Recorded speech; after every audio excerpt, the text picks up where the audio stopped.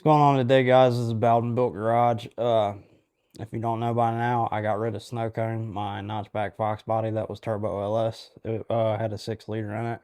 Done a few videos in the past about that car. It was a very fast car. Taught me a lot about boosted LSs. That was something I never really knew a whole lot about. Wanted to get into it and had my fun with it. And well, she's gone now. This car you might recognize if you've been watching the channel for a long time. This is a 67 Chevelle that has been in my family since I was 3 years old. About 5 years ago, my dad passed away and left it to me. And what I'm doing with it now is something I've wanted to do to it for a long time. I just didn't have the confidence or the ability or the money. But now that snow cone's gone, I had the money laying around. I took a little bit of it and started putting it towards the Chevelle build. So I'm going to teach you all a little bit about the car, where it's been, how it got into my family, and show you a little bit about it. So I hope you guys enjoy.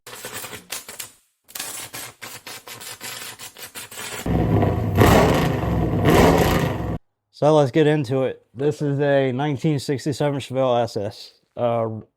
Supposedly original SS 450, or I'm sorry, SS 396 4-speed. I don't know if it was a 375 horse. I'm not sure. But it was 4-speed. It was an AC car, big block car. It has now had a turbo 400 in it. Used to be a drag car, pretty much been a drag car for as long as I can remember. But we're going to change that. We're going to put her back on the street, which is something that I have never done and never seen in the years that my dad owned it and now that I've owned it, and that's been close to 30 years now. My dad bought this car in 1998, I believe. I think it was 98 or 99. I was born in 94. And yeah, there's a lot to take in about this car. This car, when I was 4 or 5 years old, me, my mom, and my dad went on vacation down to Florida. My dad had a little bit of extra money laying around. And when I was a kid, I remember my dad being really big into boats and jet skis and stuff when I was like a toddler. And he sold all of them and bought this car. And I'll throw some pictures on here now. This car is the reason why I am the way I am, and I am the person that I am. If it wasn't for this car, I owe this car a lot of respect, and what I'm doing to it now is it deserves it. It's been sitting now for about 15 years, and this car just deserves the world. If it wasn't for this car, I wouldn't know anything about cars. Really, I probably wouldn't even be into cars. And as a kid, this car taught me a lot. I was never really, don't get me wrong, I like my big blocks and I like my small blocks, nothing wrong with them. But they're a little bit old school. And I like my LSs. If you're new to the channel and you don't know, I'm a big LS nut. I know it's basic or whatever. I just think they're simple and they make really good power for what they are. Not saying big blocks and small blocks don't, but for LSs, they're relatively cheap, and that's just what I like. But this car used to have a 468 big block in it, turbo 400, 12 bolt rear. I believe it's either a 410 or 411 gear in the back. And I'm back then in like the early 2000s with a 468 in it. The car used to go about low tens at right around 125 to 130 mile an hour, I believe. And it would leave all crooked like this here. The car never had an anti-roll bar in it. I'll literally show you guys. It's bone stock suspension, and that's how my dad raced it for about 20 years. It's had two different big blocks in it. It's had a standard bore 454 in it. No, I'm sorry. It had the original 396 in it, but it was 30 over, so it was like a 402, I believe. And back then, when he first started with that, it went like 12 O's, 11 90s, which back in like 1999, 2000, pretty fast. Eventually, it started losing oil pressure. It blew up. And then he got a LS6 454 block and bored that to a 468. And that's what went into this car. And that's when it started going like low tens and started getting really fast. It was actually on the tipping point of being a 9 second car, and I believe it did make a couple 9 second passes in really good air. And but then my dad slowed it down so he didn't have to put like a 850 cage in it and all that stuff. It was a bracket car. It's been a bracket car its whole life.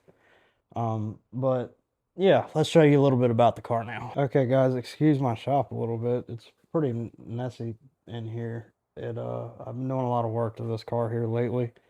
As I said, car sat for 15 years. It's not perfect by any means, but I keep telling myself it's going to be a street strip car, not a show car.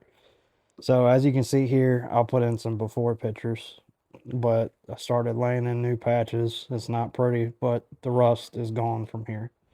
On the other side, I've got all this already cut out and new metal put in here.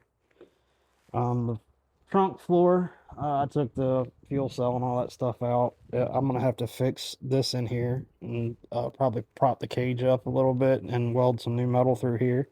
But other than that car, the old car's pretty solid. It's sat for about 10 to 15 years. My dad quit messing with it and started messing with mud trucks for a while. And the motor that came out of this car got put into a mud truck. And this car got put on the back burner for a while. But now she's coming back out. Um, it's it's not in bad shape for being a 60-year-old car. It's got a bad spot here in the floor I'm going to cut out. And I cut this piece out. This was pretty rusted too.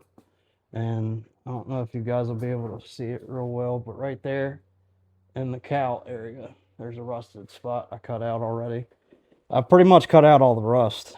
There's a spot through here. You can see that the bottom half 3/4 cut. Right here's cut. Started cutting out all the rust, and I've, as I said, started cutting out most of the rust. It's going to be a little bit of a project, and I know it's not going to be perfect. Like I said, I'm going for a street strip car, not a show car. But at the end of the day, how cool it is it to see a 67 Chevelle riding up and down the road. Now, as far as power plant goes, I'm keeping this Turbo 400. I got a buddy that's going to redo it for me. We're going to do it's Turbo 400, as you can see.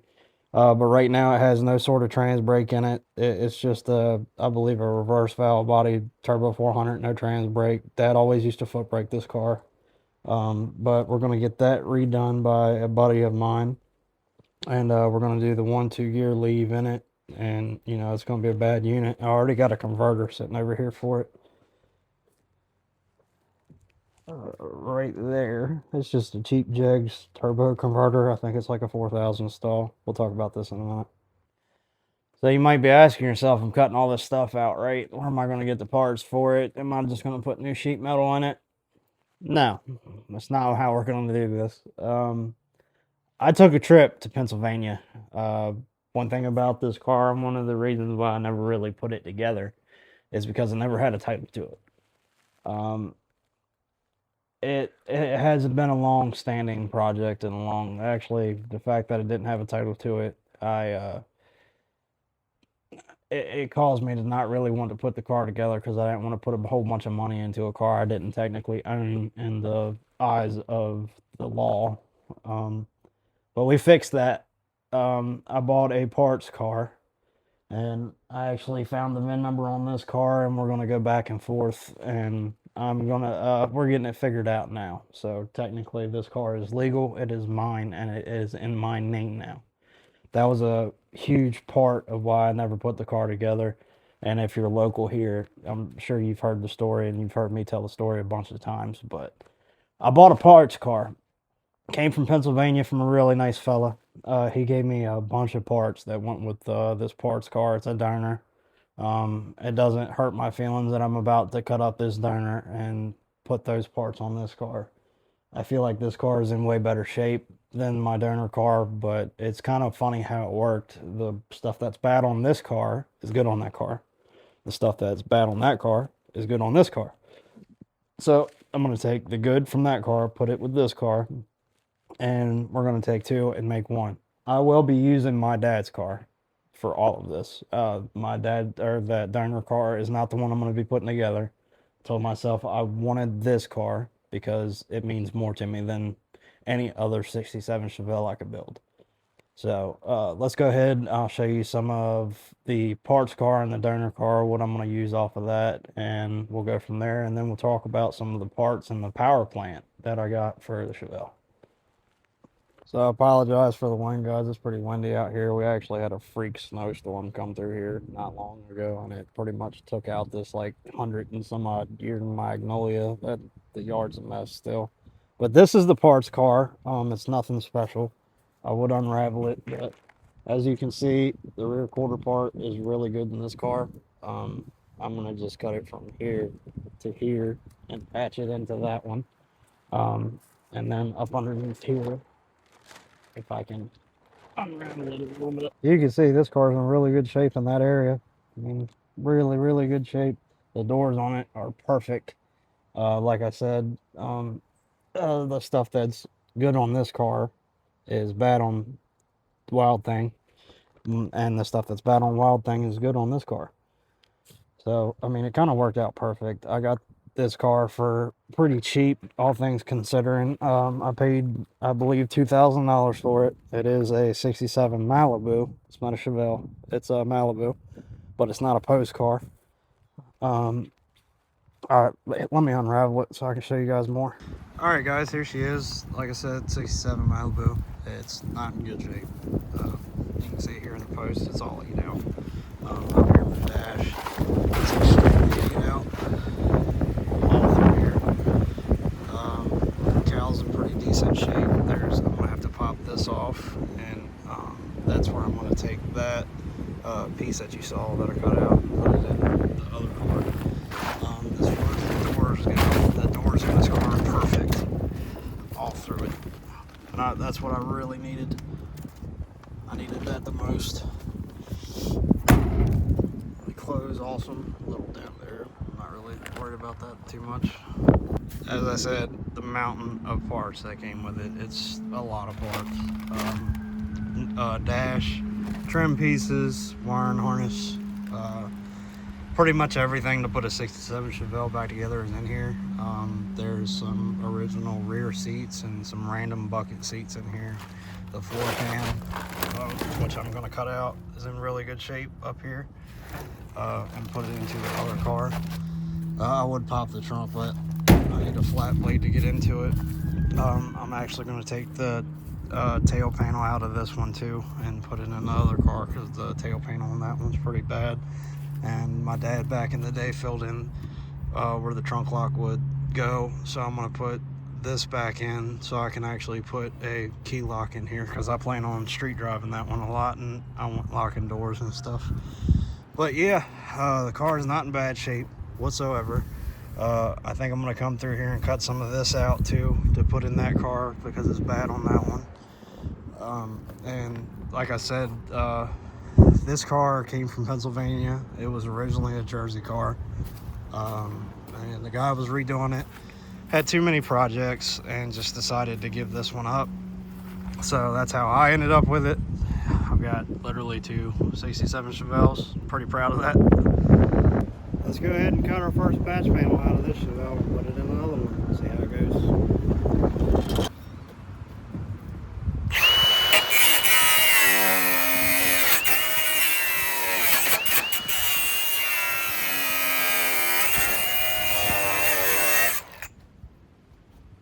Pause that. I really need to get a mask. Attempt number 2.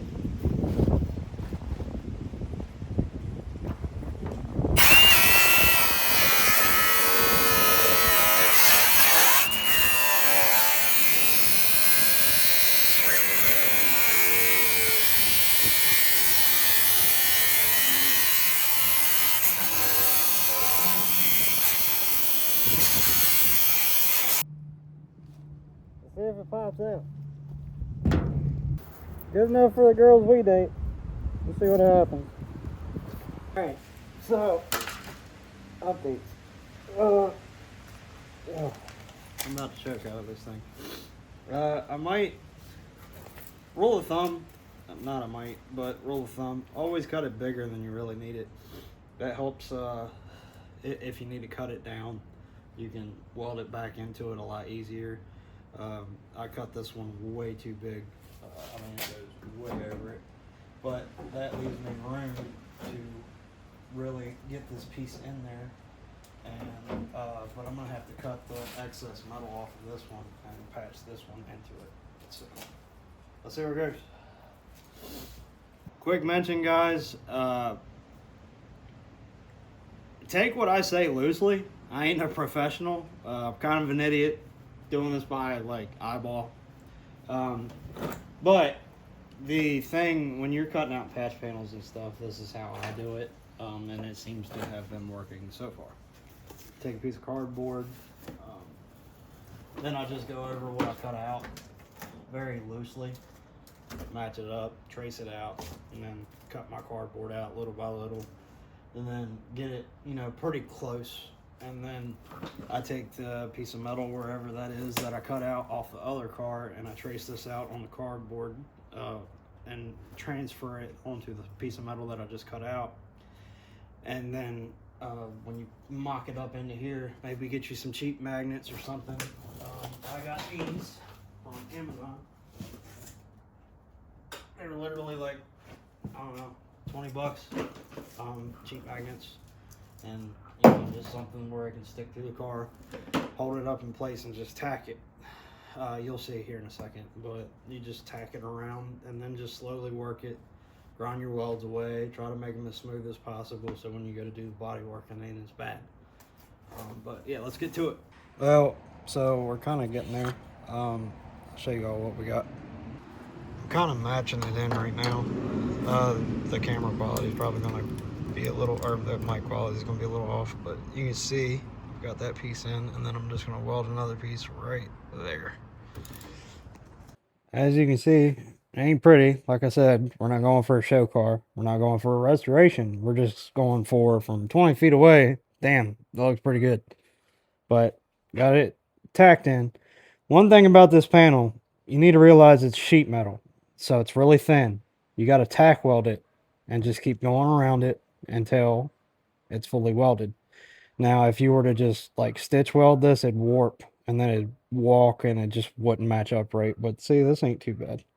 I'm just going to fill most of this in with weld. What I can't, like the little rotted part down here, just going to grind it down and fill it in with a little bit of body filler and grind that down. And, from 20 feet away, you're not going to notice this. But then when you get really up close to it, you're going to go, God damn, that looks bad.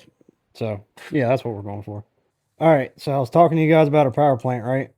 Here's a little hint. Highly high RAM, TIG performance intercooler, Mishimoto ice tank, and that came from one of my buddies that's local. Shout out to Jamar Ameldorf. He hooked me up with this. Underneath all of this is a bunch of Holley stuff. Like this box is a Holley Terminator, fuel rails, throttle body, gasket, and all that. Over here, we got a VS Racing 88103. This came from another one of my buddies. He gave me a really good deal on it. Billet wheel. It's VS Racing. I ran one of these on the Fox. The one on the Fox was also 88, but it wasn't billet wheel. This is a really nice turbo T6 flange. Should work really nice in this car. Now, as far as the power plant goes, I'm going to do something that you don't really see done a whole lot with LSs. I got this block underneath this high RAM for really cheap, so we're going to try it. So it's completely wrapped up. I got this thing sealed up really good, but kind of peek there. You get the idea. It's a LS. This is a 6.2 liter. This came out of, I believe, like a Denali pickup or Escalade or something. It wasn't a Camaro. It was a DOD motor, unless this is the L99. Very possibly could be. But it's got the VVT on the front, and it's got DOD stands that ain't plugged, so I'm assuming it was a DOD motor. It's a 6.2 liter. It's stock bottom end. I'm going to go through the bottom end a little bit, ring gap it, and we're going to see what this little 6.2 will make. I've never seen very many boosted 6.2s. Well, You see them like Procharged, Supercharged, and all that, but you don't really see them turboed. So I'm gonna try something different. I got this short block for 700 bucks from a buddy of mine. It does have a little bit of rust in the number one cylinder. I'm gonna clean. I'm gonna dingle ball home that and get that right. But I'm staying stock bottom in. Uh, the only thing I'm gonna do is probably put a fresh set of bearings in it, and clean the cylinder walls up and send this thing. Here is my fuel system. This is a Enduro 8 gallon per minute mechanical drive fuel pump. I got a ATI balancer with it. I've got the drive that goes on front of the LSs for it, and it's hex drive. And I got my Aeromotive fuel pressure regulator for it. So plenty of fuel system for what I'm trying to do. And that right there is the video, ladies and gents. If you want to see more of Old Wild Thing, leave me a comment down below. If you like the content, like and subscribe for me. It really helps out the channel. But yeah, this is going to be a long-standing project, and I plan on recording as much as I can on YouTube to maybe show you guys some things that might help you out on your build. Like I said, this isn't going to be no show car. It's not going to even be a full restoration. It's, can I fix a little bit of the rust to make it look halfway decent? And can we get a LS sitting down in here, you know, and make this car drivable again, and, you know, pretty fast.